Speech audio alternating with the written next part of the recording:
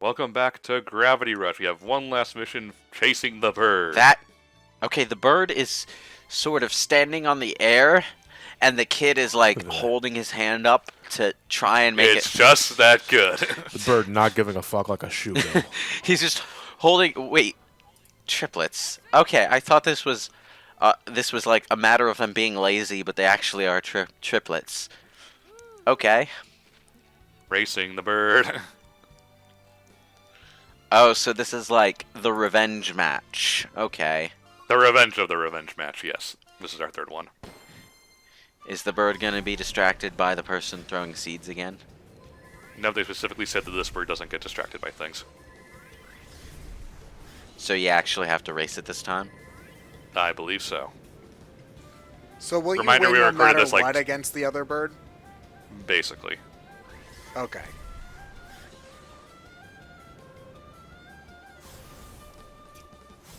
Obviously, the bird also rubber bands, so don't worry too much about going fast until the very end. Aw, geez, frickin' rubber band AI in this kind of stuff.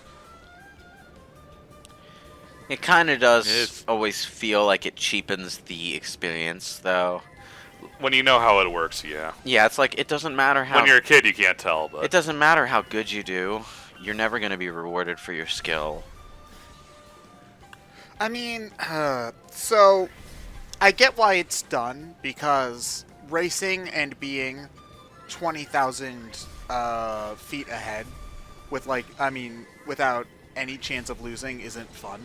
It's boring. That depends. And at the really. same time, if you fall so far behind that it feels like you can never catch up, then, you know, that's also not super fun. So I get it. At the same time, I feel like, especially in modern games, there should be, I don't know, there should be some other, I don't know what the solution would be, but I think another solution should probably be found at this point.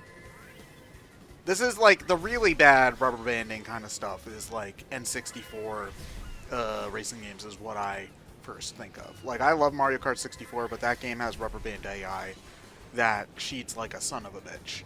Yep. Like, I think if you look at the coding for it, like, the stuff that it can actually do is pretty insane. It's like, it speeds up to, like, double the speed it's supposed to be in other shenanigans. It depends, really. Depending on the kind of game you're playing, sometimes maintaining a strong lead can itself be satisfying. But it depends on what it feels like to race the particular opponents in that game, if that makes sense. I feel it's only because AI can only do so much within the parameters of the game's coding that human judgment can do much better because they can react to their surroundings. Yeah, it's a way to kind of even the odds a little bit. Yeah, it's a way to compensate the AI's lack of creativity. I guess. So just fucking make it go Mach 3. Actually, this character pulls off the short hair really well, to the point where I'm a little confused that she didn't have short hair to begin with. Huh. Yeah, now we're back to the plot. I thought it was because she cut her hair that like she's gonna turn evil. No, turning evil in this universe, John makes her hair go purple. I guess she already had purple hair. Yeah, she's already purple hair. Did you just give away that she's evil? Crap. No. Dun, dun, dun.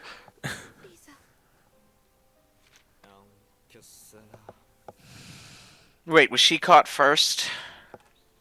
Well, they're the hostages, effectively. Oh, right. No Messiah, no message. Okay.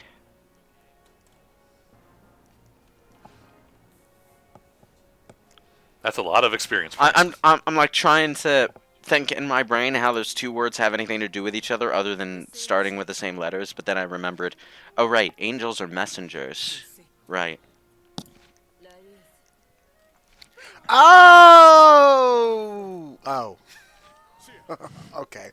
Oh, and they actually, like, redrew all of her dialogue bubbles so that... A little awkward if it was still using her long hair portrait. Are they Look, are they like the Some same games don't have the money.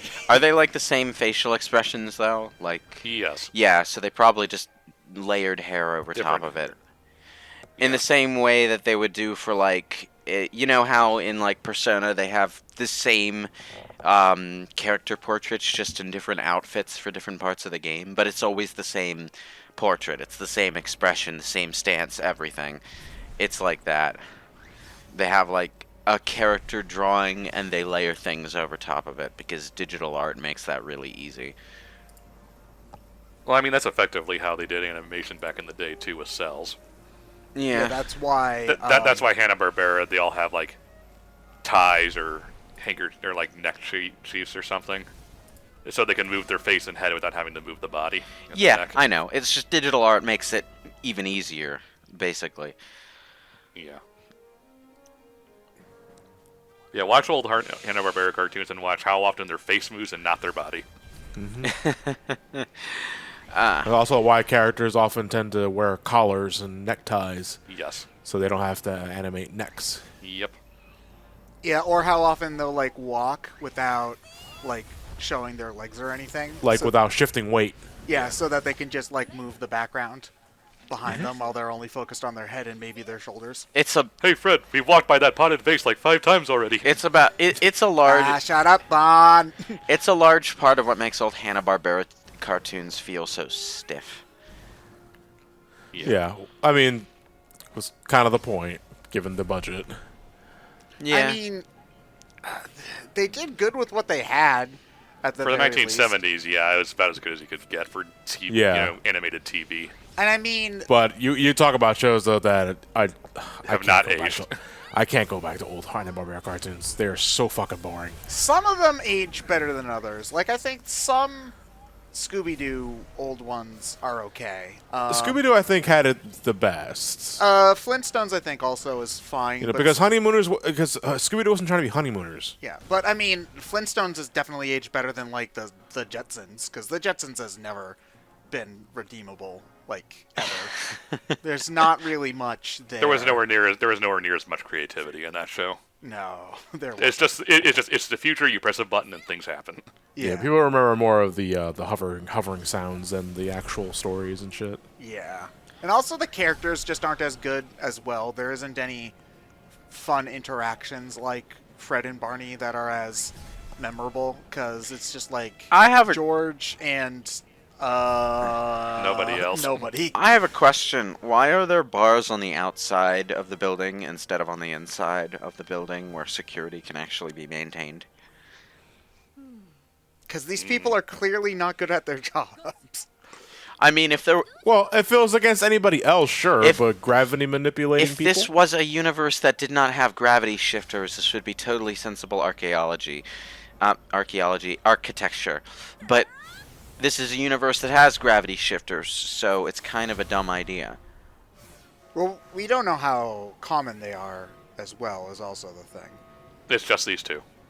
Yeah, as far as we know, in my fan fiction, you will find out about Jeff, the unknown third gravity shifter, who's No, if we're gravity is going the Sonic and flawed. Shadow route, you have to have a third female gravity shifter named Gold. Even if you're not accounting for gravity shifters, there are flying vehicles.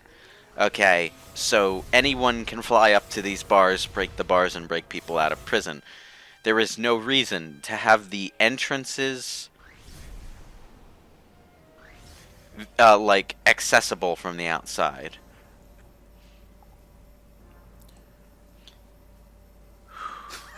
I like how they just don't see you floating there. Anybody hear that? Caw, caw. Ah, it's the bird. Okay, I did that twice before, and the game didn't give it to me. So Raven said wait until they start talking. I think you had to wait for them to start engaging in conversation. yeah, I guess. As bizarre as it is. Because if you didn't wait until they start talking, they would report you, as opposed to Did they have more mental facilities to use for reporting you? sure. Why not? The only entrances to these cells are on the outside of the building, too. That's... Well, the idea is that the cells are in like small cave walls on the rock. You can't open the door and just walk out. You would just fall. So if you wanted to get out, you would need someone to fly a boat up there to get you, which would be really obvious. I suppose it makes sense. What would make more sense is if there was a cave network with only one entrance and exit. Mm. So the actual caves are not like exposed to the air, but you still have to use a flying vehicle to get inside in the first place. That would make more sense. The way that would work is that you would have the same advantage of getting in and getting out not being possible without some sort of vehicle or gravity shifting power, but you also would have, a defensible position on the inside that guards could defend. But these people are fucking morons, so they made things really, really easy. Well, not that easy. I apparently failed twice. Well, yeah, but that was more like a game. Cat's not the smartest person. That was more like gaming mechanics getting in your way, rather than the logic of the universe making it harder. This would have been nice to have last time I did this. So hey, you know about that floating chick that's standing right behind us? Oh god! She's just standing there. Did she just like menacingly? Did she just like pop into existence ahead of you after kicking that guy? No, she flew ahead. I didn't see her like physically fly. It's just like, oh, there she is. Swing and a miss, Raven. Okay, this time I saw her. Wow, that's. I knocked that dude out like 3 weeks ago. Oh, it's because the color she turns when she's gravity shifting is a little harder to see. Because Cat goes red. Well, at least a Yeah. very dark red, and Raven goes blue. just pure black. Oh, no, she's blue. Black and blue, at the very least. Why aren't you using the new power you just got? Mm-hmm. You see, Well, I kind of wish that in this even situation, even in a game the- like... Sorry. No, go ahead. I was saying, in this situation, being really floaty and sliding all over the place would probably be a bad idea. I think, like, even when the game was very fantastical elements like this, nothing beats a good neck snap. If you're gonna be stealthy, just sometimes being traditional is the way to go with it. Yeah, but what if you could snap someone's neck upside down? You see, that sounds fantastic. That sounds Spider-Man. Yeah. That guy just didn't even care that you punched him in the face. They give that guy a promotion. He can take a kick to the face. I don't know. That wasn't a video issue. That was Nope. the game. Okay. Well, that was definitely a video issue, that red blank we just had right there. Yes. Probably Yeah. a dropped frame. Oh, I'm reminded of Dazzle, where it would do that all the frickin' time with red screens. Oh, man. 2011 video capture was not a fun time. No. By 2011, we had Hog. Hog. Okay. And so I wouldn't say 2010 That below. was about 2006 to 2009. Yeah. God, I felt like $1 million still when I first got my Hog. It felt good having the audio and video record at the same Can time. actually record 720p. 720p. Back when that was the standard. Back in my day, we had a giant stack of books we put a camcorder on top of. Oh my and god! we Like you want to talk it. about like how long has this been since 720p was standard? So I was when I was recording Code Veronica footage for my review, I did not know that Code Veronica on PS3 was locked at 720. So I'm looking at my capture device, seeing 720p. I was like, oh fuck me! I spent 3 hours recording 720p when I meant to do 1080. Let me go fix that real quick, and then it can't go up. It's like, oh no. Oh yeah, because if you're recording off the PS3, you have to record from component, right? No. You have to Upscaler. record based on the game's native resolution.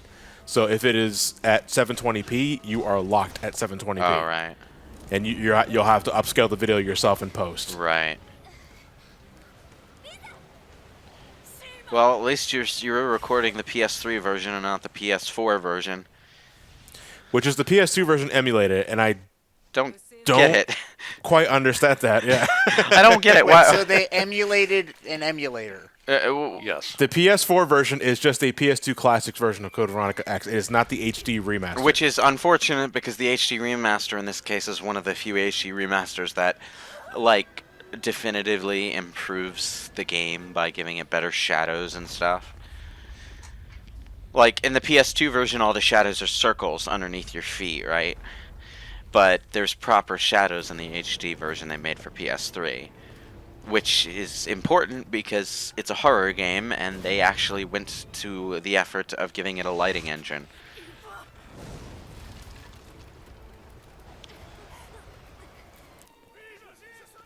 So the military's evil, obviously. Yes. Why? Because poor people are taken advantage of. That's not really a How long was that drop?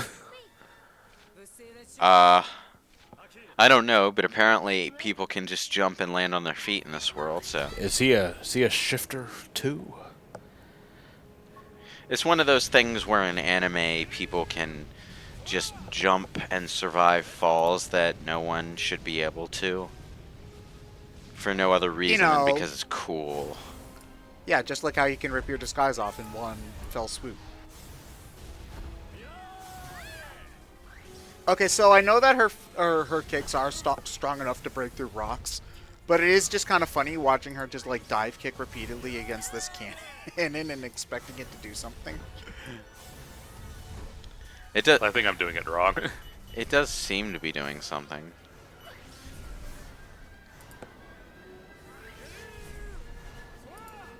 It does also say that you're not expected to stop it in time, so...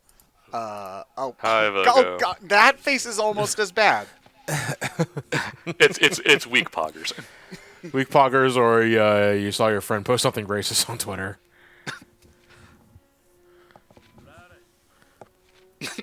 Oh, stop that! Jesus Christ, Vogel, you wonder why no one takes you seriously in a conversation. It's my favorite emote, okay? Did he just suicide crash into the ship? Yes. Is he actually dead? Wait and see. Okay. Which means no. Man. It's a good thing that he's got that Final Fantasy IV ship technology where you can survive any crash landing. It's designed like an old car, you see. It folds around you. Those poor guys. Jesus like I Christ. said, I'm gonna beat that motherfucker with another motherfucker. Yeah, I was gonna say, it's like, I know it looks gruesome, but is it really any different than Spider-Man web-slinging criminals to other criminals? Yeah, but the rate at which you're like flinging them around should snap their necks. And everything They else. typically didn't throw people at mech robots. Like I said, not my problem. These guys had it Maybe coming. they shouldn't have joined. Maybe they shouldn't have joined the evil military. Look, maybe they didn't have any other options, all right? But according to the good guys, there is always a choice to do the right thing. Not when your school system isn't developed and the only career choice that's available to you is the military. And when they prey upon you as a young teenager and say that this will pay for your college. Yeah. Look, I'm just saying that neck snapping is not a position that I would like to be on the side of most of the time, unless if you're an asshole. Okay, I guess then maybe these guys deserve it. I don't know.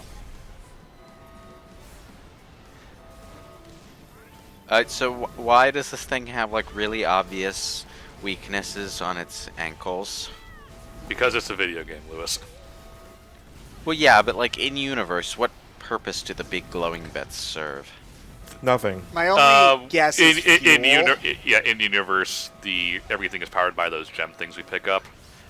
It's basically used it like a power source, so basically the gas tanks. I mean, if we were to go into like nitpicks, you really shouldn't keep that on like your walking mech's ankles. But It's exposed to the elements. It's very dangerous. I mean, easy to access.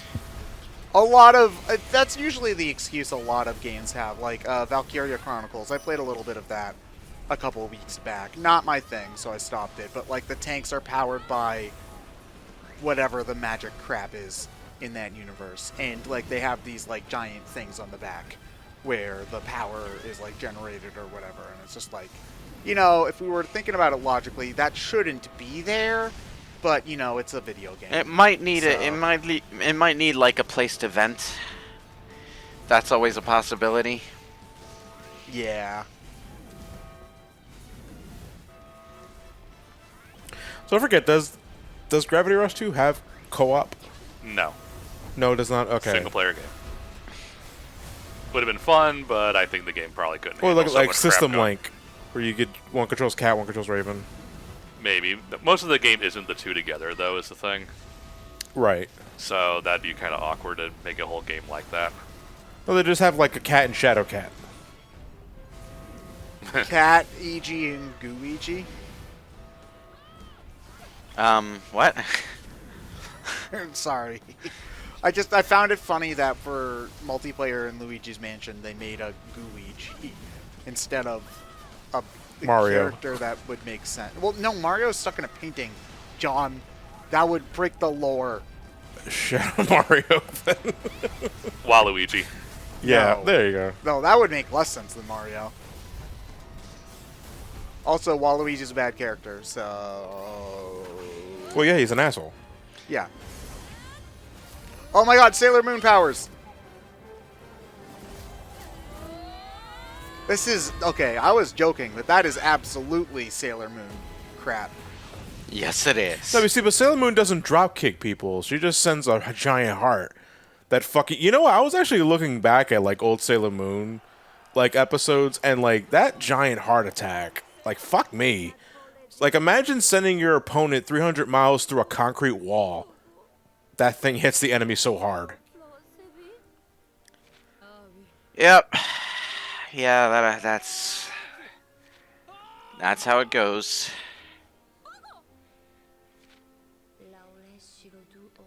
Huh. But we did it. We saved the Ark of the Covenant, I guess, whatever that thing she was holding up before. So is this A the pickle ending you were jar. talking about, where the game was supposed No, to? not quite. We still have more plot, because obviously the council got away and all that. So we have all this crap going on. But after this, we'll be getting a lot of... Oh, yeah, this is clearly meant to be the third game. Bezort. Is there an evil that we previously did not know about that is in charge of the evil that's currently being evil? We'll find out what evil is lurking afoot next time on Gravity Rush. Oh man, I want my money back.